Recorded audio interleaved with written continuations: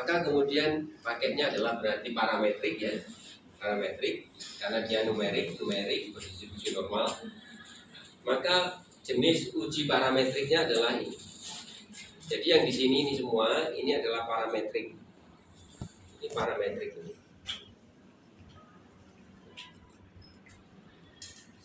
Ini parametrik.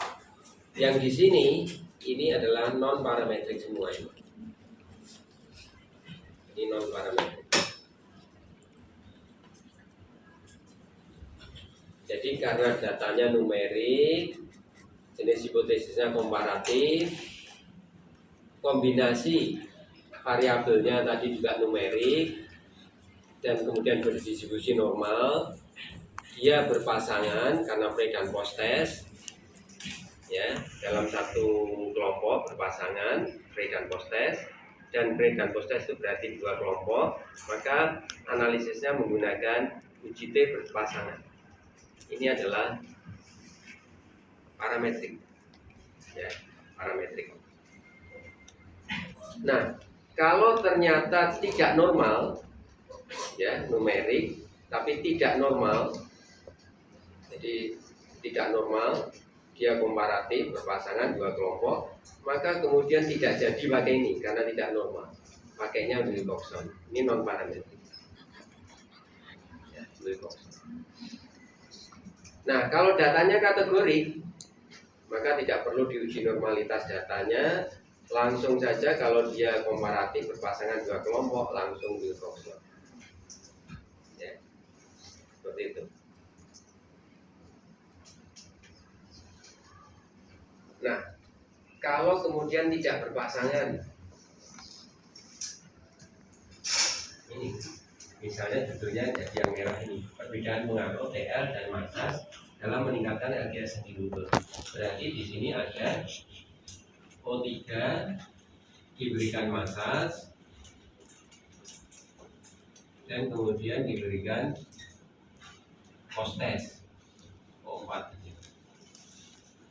Nah, yang dimaksud dengan tidak berpasangan ini itu adalah apabila analisisnya itu membandingkan antara ini dua kelompok yang berbeda, ya, misalnya post test antara ini dan ini, maka ini disebut tidak berpasangan. Yang ini berpasangan.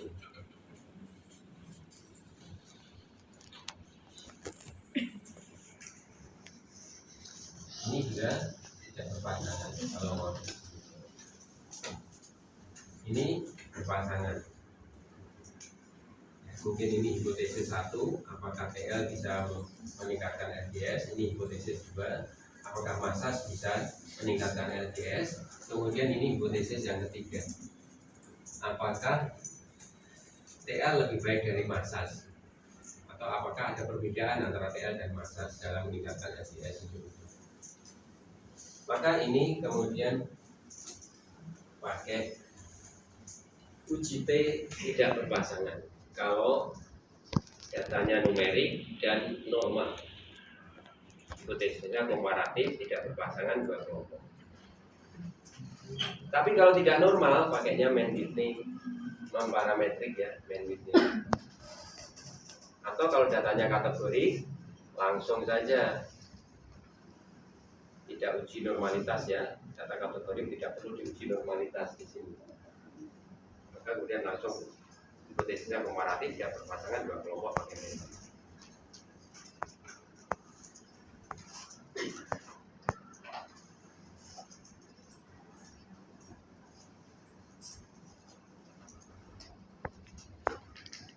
Nah, kalau ini lebih dari dua kelompok,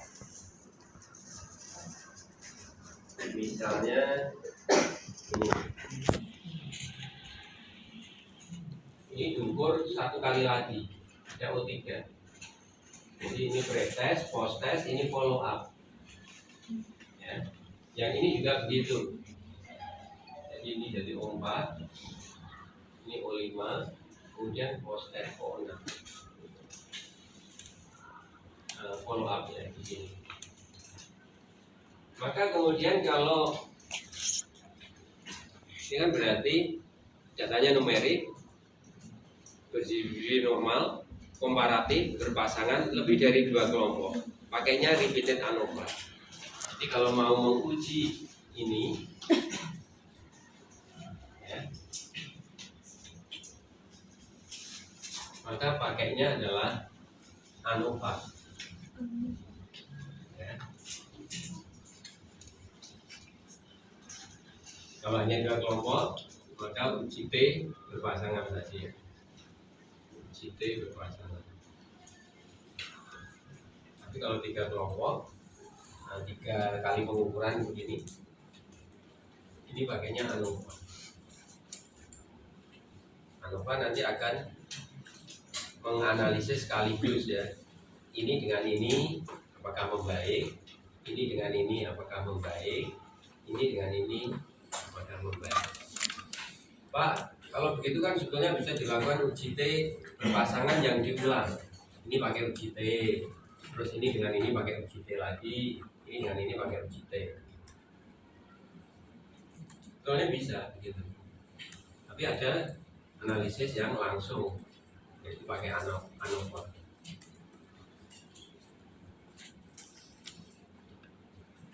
Itu kalau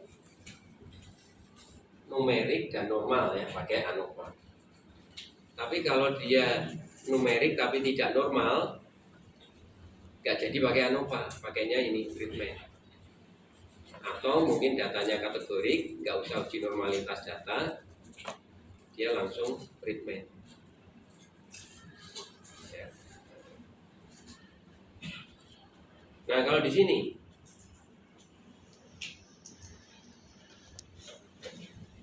ini pakainya repeated ANOVA ya. Misalnya begini, perbedaan pengaruh TL, masas, dan US dalam meningkatkan antigen lutut pada pasien olah lutut. Maka kemudian ada kelompok 3, yaitu yang diberikan US. Maka kemudian di sini ada O7, O8, O9. Nah, kalau yang diperiksa atau yang dianalisis itu adalah ini, atau ini, atau ini, maka kemudian pakainya adalah one way ANOVA. Kalau datanya numerik berdistribusi normal. Kalau datanya numerik tapi tidak berdistribusi normal, pakainya Kruskal-Wallis. Atau datanya kategorik, langsung Kruskal-Wallis.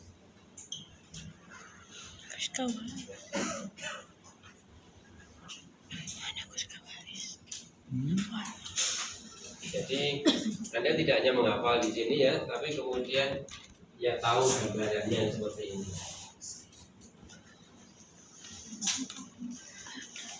Tahu ini tadi. Ini semua yang dicari itu nanti nilai P-nya, nilai P. Oke, waktunya masih sedikit. Saya contohkan ya bagaimana menggunakannya dengan SPS. Mana sekarang ini?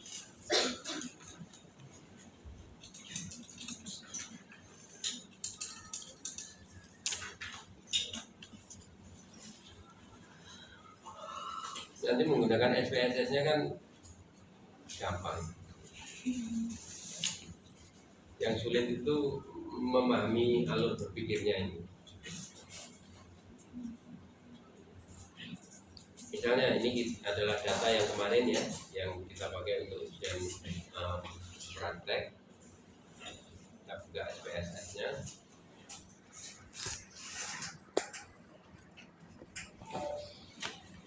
Ya pasti. Kemudian kita copy data dari ini ke SPSS.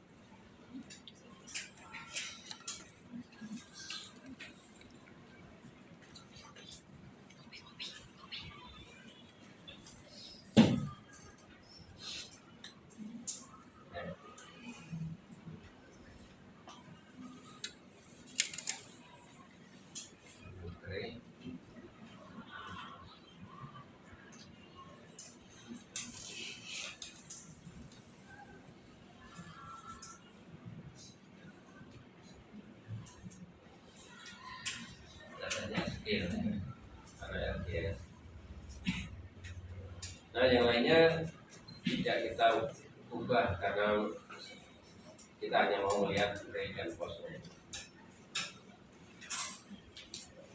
Maka kemudian analisisnya apakah terapi latihan ini bisa meningkatkan LGS pada sendiri yaitu pre dan postnya. Maka kemudian kita lakukan analyze, kemudian kita masuk ke deskriptif statistik, explore, karena kita mau mengetes normalitas datanya, ya, normalitas data ini. Terus yang mau kita cek normalitasnya adalah pretest dan posttest. Dan normalitas itu adanya di plot, sehingga kemudian ini kita klik plot saja. Lakukan OK. Nah, maka kemudian normalitas datanya itu muncul. Normalitas data itu pakai Kolmogorov-Smirnov atau Shapiro-Wilk. Kolmogorov-Smirnov kalau sampelnya N-nya lebih dari 50, kalau kurang dari 50 pakainya Shapiro-Wilk. Sehingga nanti yang kita baca di sini karena subjeknya hanya 20 ya, N-nya 20 ini N. Maka pakai Shapiro-Wilk. Yang kita baca hanya P-nya saja di sini. P itu kalau dalam SPSS sig ya, sig ini. Nah, data pretestnya itu 0,015, normal atau tidak. Dikatakan normal apabila P-nya lebih dari 0,05. Dikatakan tidak normal apabila kebalikannya, P-nya kurang dari 0,05. Maka kemudian di sini data pretest adalah tidak normal karena lebih kecil dari 0,05, 0,015. Iya, Sedangkan postestnya normal lebih besar dari 0,05. Berarti berapa? analisisnya komparatif pakai apa ini? Kan bikin 0,015. Dianggap sebagai data apa ini? Kalau komparatif satu numerik normal, Kan ini satunya 0,015. numerik tapi tidak normal. 0,05. iya. Lah kan Kita mau 2 di belakang 0, 3 di belakang 0. pakai apa? Desimal 0,05 ke 0,015. 0,05. Ini Ya iya no, hitungan toh. komparatif. Belakang komane we 3 ro 2. Ya. Sebetulnya numerik dengan numerik ya tadi. Tapi yang satu normal, satu tidak normal. Yang tidak normal itu dianggap kategori. Jadi kategori dengan numerik. Ternyata Kan numerik. di belakang 0 3. Kalau numerik berarti dia Iya, pakai sebenarnya parametrik. enggak apa-apa. Jadi kita akan menggunakan analisis parametrik.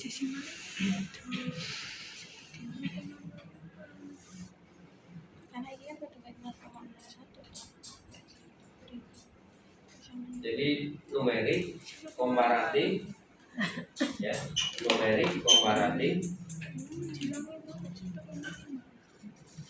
Terus kemudian numerik dengan numerik normal dan numerik tidak normal itu nanti pakai numerik lagi, berpasangan dua kelompok yang pakai parametrik, berarti pakai UGT berpasangan. Sehingga kemudian kita menganalisisnya adalah analyze, compare mean, pakainya adalah UGT berpasangan, pair Sampel sampel dites. ya. Bahasa Inggrisnya pair sampel Analyze, compare means, pair, sample dites. berpasangan. Mana yang mau diuji pretest dan posttest? Optionnya enggak ada yang perlu dirubah-rubah, langsung oke. Option enggak dirubah-rubah. Oke. Nah, ini hasil analisisnya. Di sini ada mean dan standar deviasinya. Untuk kelompok pretest, itu mean-nya 110,5, posttestnya 124,45. Nah, secara kasat mata ini meningkat LGS-nya. Ini mungkin signifikan ini karena peningkatannya cukup banyak. Ya. Tapi apakah dari data deskriptif ini kemudian sudah cukup? Belum.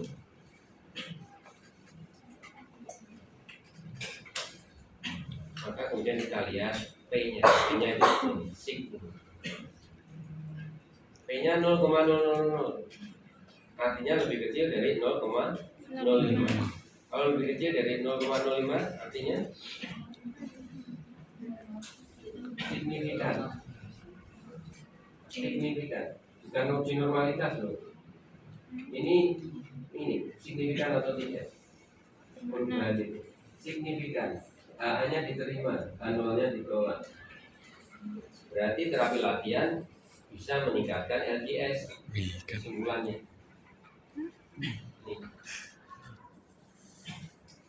Apakah dari sini kemudian kita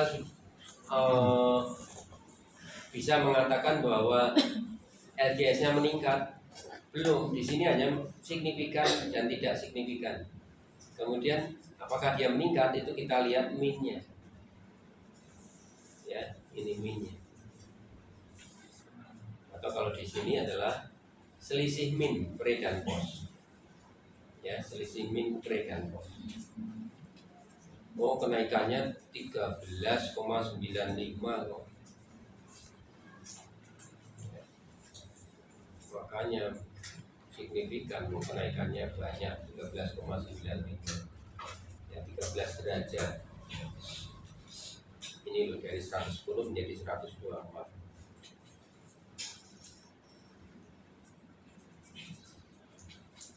Di sini tuh hanya signifikan atau tidak signifikan. Untuk kemudian apakah meningkat atau menurun atau sama, harus lihat min.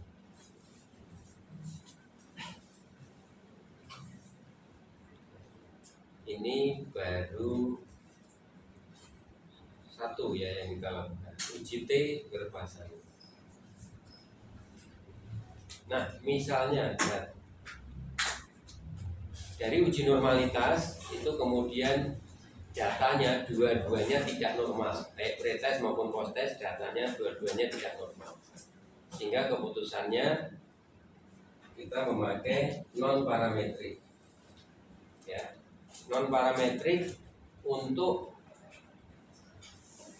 uji komparatif berpasangan dua kelompok itu adalah Wilcoxon. Nah, bagaimana cara melakukan Wilcoxon? Analyze non parametrik. Kemudian legasi dialog. Kemudian two related sample. Two related sample itu artinya juga berpasangan ya, related sample. Legasi dialog itu artinya menu yang legend, menu yang sering dipakai.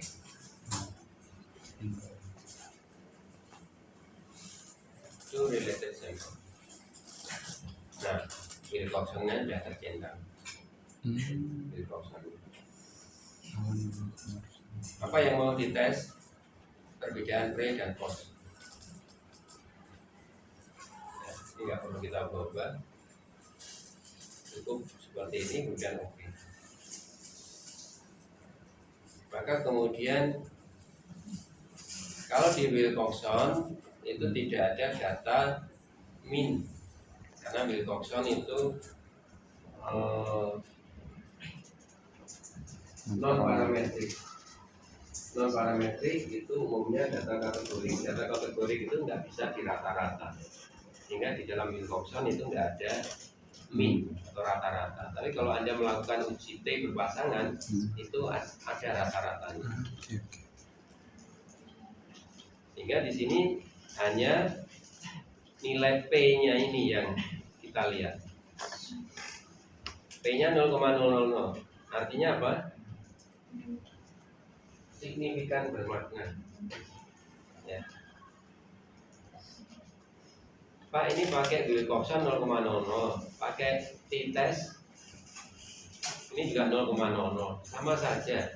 Berarti boleh Pak kita pakai ini atau itu sesuai keinginan kita. Nggak boleh, harus sesuai dengan rambu-rambu tadi. Datanya numerik, normal atau tidak normal, berpasangan, tetap harus pakai itu prosedurnya. Tidak kemudian langsung misalnya langsung non parametrik pakai glukosa. Prosedurnya tadi, langkah pertama adalah jenis datanya, langkah kedua adalah hipotesisnya, langkah ketiga itu kombinasi data, langkah yang keempat itu berpasangan atau tidak berpasangan, langkah yang kelima berapa kelompok.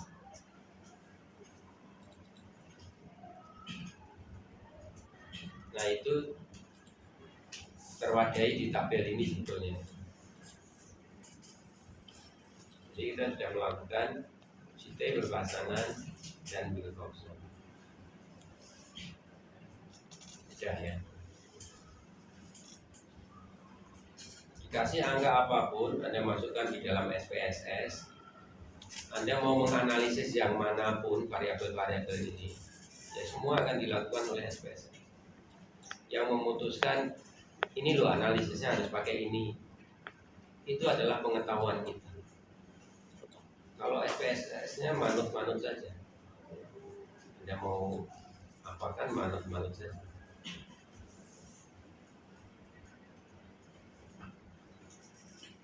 Oke, sementara seperti itu dulu. Nah, minggu depan kita lanjutkan untuk yang lainnya ini ya, aplikasinya di dalam SPSS. Masuk uji korelasi. Nah, sehingga nanti kalau Anda membaca artikel, mungkin Anda butuhkan artikel tersebut untuk evidence base sebagai apa ya, salah satu dasar untuk memberikan clinical reasoning dalam KTI Anda. Nah, Anda jadi paham nanti analisis statistiknya kok pakai ini, kok pakai ini, signifikan, tidak signifikan, itu maksudnya apa. Nah, Anda paham. Nah, kalau Anda membaca artikel terkait dengan KTI Anda, saya lihat Anda sudah mulai ya mau menyusun KTI ya.